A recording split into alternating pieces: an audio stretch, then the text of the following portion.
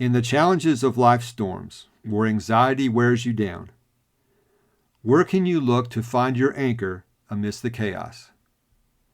May I suggest you look up to the sky, to the anchor of promise.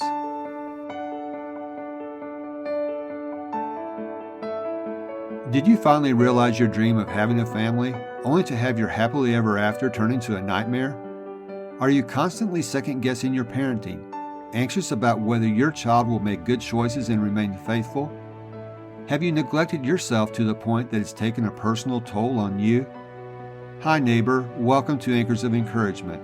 I'm Tim Maughlin, husband, adoptive parent, disciple of Christ, and ambassador of encouragement. I too felt the joy of having a family of my own, and I wish we could be like other families. But I found myself up late at night, anxious about my child's future and asking myself, why is this happening? Am I a failure as a parent? It was only by grabbing a lifeline from God and my friends that I was able to navigate the challenges of adoptive life. And now I can't wait to share everything I've learned with you. My mission is to be your friend and encourager, to throw adoptive parents a lifeline and offer biblical encouragement as you partner with Christ, providing stability as your anchor when you need it the most. If you're ready for real and raw talk with strategies and insights that lead to peace beyond comprehension, so you not only survive but thrive in life's storms, this podcast is for you. Hope and healing are on the way.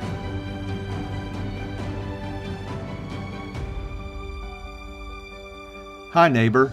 Before I get into today's topic, I want to invite you to be a part of our amazing community. It's on Facebook at Anchors of Encouragement. I'll put a link for it in the show notes. Today I would like to share with you a story about something that happened to me earlier this week. I was sitting at my desk when I heard a pop-up thunderstorm outside. It was pretty intense. There was a lot of thunder and lightning and a lot of rain. But as quickly as it started, it was over. When I walked downstairs, I noticed that the sun was out. And so that was my cue to walk outside and look to the east. Typically after one of these afternoon thunderstorms, when the sun comes out, I can look to the east and see a rainbow. I looked to where they usually are, but there wasn't anything. I was disappointed because I was just sure there would be a rainbow with all that rain and now the sun was out.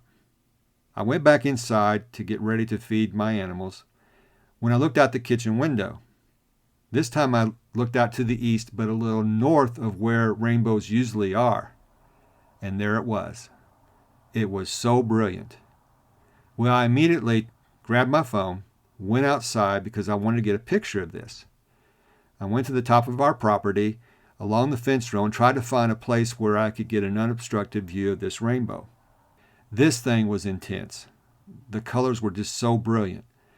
And the thing about this rainbow, from ones that I've usually seen, this was so shallow, so low to the horizon.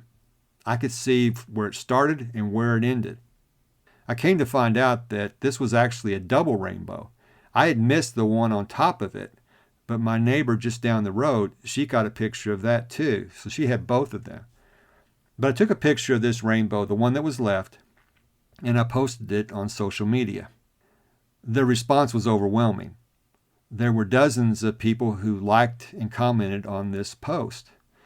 It got me to thinking about the significance of rainbows and why we put so much hope into them. And it brought me back to the book of Genesis. I want to read for you from Genesis chapter 9, where rainbows are first introduced. Beginning in verse 8 of Genesis 9.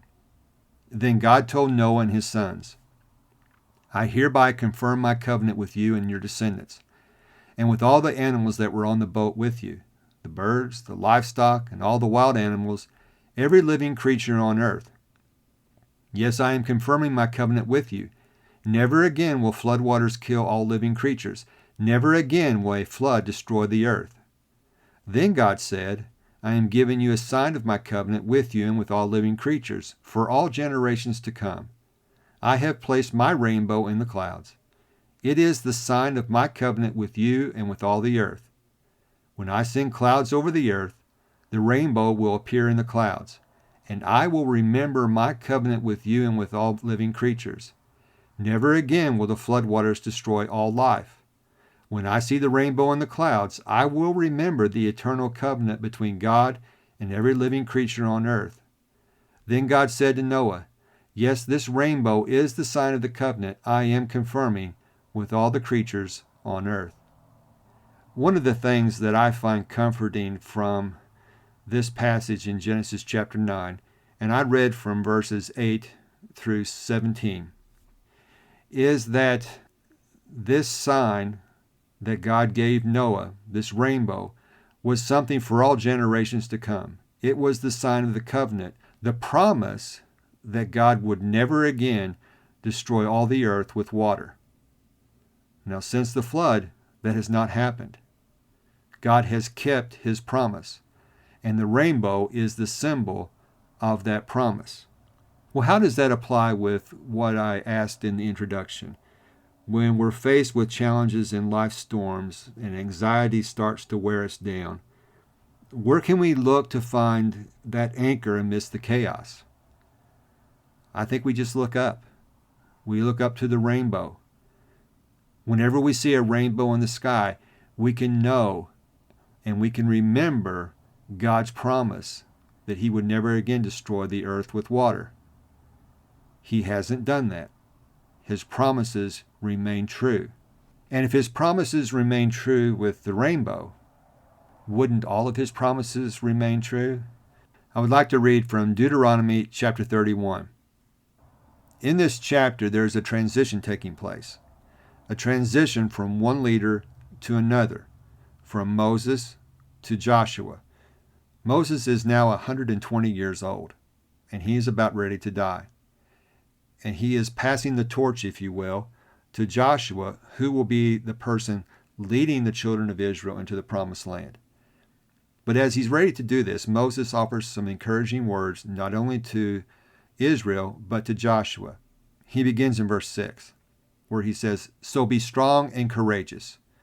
Do not be afraid and do not panic before them. That is the nations that they're going to confront when they go into the promised land. Do not be afraid and do not panic before them. For the Lord your God will personally go ahead of you. Notice what he says. He will neither fail you nor abandon you. Then Moses called for Joshua, and as all Israel watched, he said to him, be strong and courageous, for you will lead these people into the land that the Lord swore to their ancestors he would give them.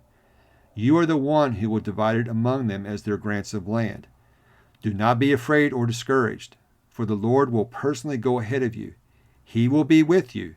He will neither fail you nor abandon you. I find great comfort in these verses for Israel and for Joshua, but I also find great comfort in these verses for myself, because this same phrase is repeated in the book of Hebrews chapter 13 and verse 5, where there it says, he will neither fail you nor abandon you. God will be with us. Let's get to your daily doable. When you're facing the challenges of life's storms and anxiety begins to wear you down, I want to encourage you to remember the anchor of promise. Remember the rainbow. Whenever you're fortunate enough to see one like I did this week, I hope you'll remember passages like Genesis chapter 9, verses 8 through 17. God's promise has stood the test of time. And if God's promise has stood the test of time, his promise he made to Joshua and the children of Israel in Deuteronomy 31, and then to us in Hebrews chapter 13 and verse 5, has also stood the test of time. I hope you find this encouraging. I hope you will grab hold of this anchor when life gets tough. That's all for this episode. I want to thank you so much for joining me. Before I go, I would like to again invite you to join our Facebook community. I'll put a link to it in the show notes. And when you become a member, you'll get to see the picture of the rainbow I took this week. Until next time, this is Tim encouraging you to do what you can now. If this podcast has given you the courage and confidence to face storms in your life, the number one way you can thank me is to leave a written review on Apple Podcasts. Tell a friend about the show. Take a screenshot of this episode and share it in your Instagram stories and tag me at Tim Maudlin. You can also connect with me in my Facebook group, Anchors of Encouragement. So until next time, this is Tim encouraging you to do what you can now.